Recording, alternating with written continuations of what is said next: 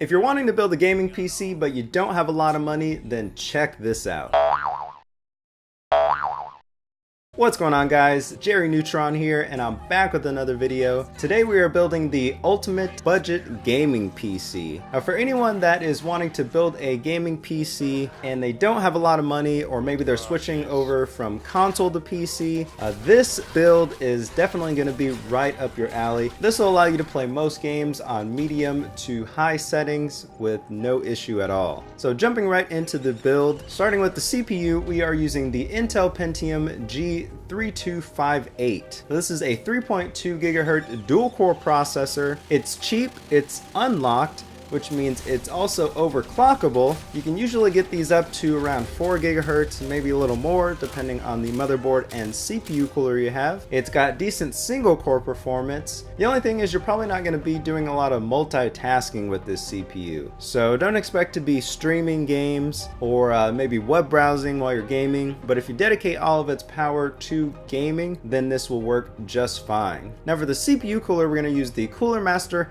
Hyper 212 Evo. This is a cheap, effective CPU cooler. It'll definitely handle any overclocks that you throw at it with this CPU. I would say it's kind of an optional choice. You may want to see how far you can go on the stock cooler first, but definitely it is one that you can run with this build. Now for the motherboard, we're using the Gigabyte GA B85M-DS38H. This is a micro ATX motherboard. It's got PCI Express 3.0, SATA 6 ports.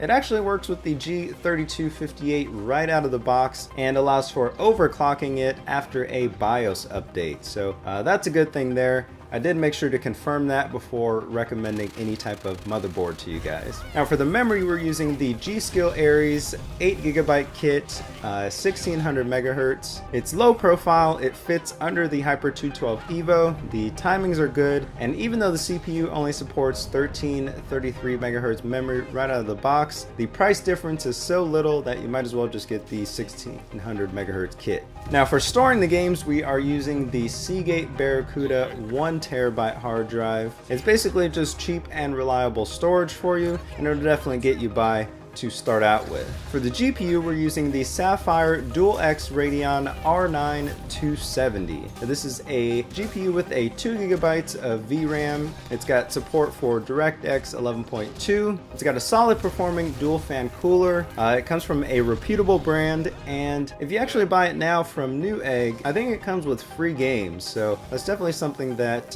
you should jump on there. For the power supply, we're using the Corsair CX500M. This is a semi-modular power supply. It is 80 plus bronze certified, providing all of its power through a single 12-volt rail, so that is definitely a good choice. Also, it'll help clean up your build nicely in the case that we're going to put this in. Now, if you're not too picky about clean cables, there's also the CX500, which is non-modular. I would say get whatever one's cheaper, but I prefer the CX500M. For the case, we're using the NZXT Source 220. Now, this is a cheap case. It's got good cable management, a motherboard cutout, front USB 3.0, and plenty of fan mounting options. So all of these things put together should give you a pretty good and solid budget gaming build. You'll be able to play most of your games on medium to high settings. I would say definitely if you're playing any of the Twitch stars, you won't have any issues. So League of Legends, Dota 2, StarCraft, anything like that, you'll be able to run on this PC without issues. So that's about it, guys.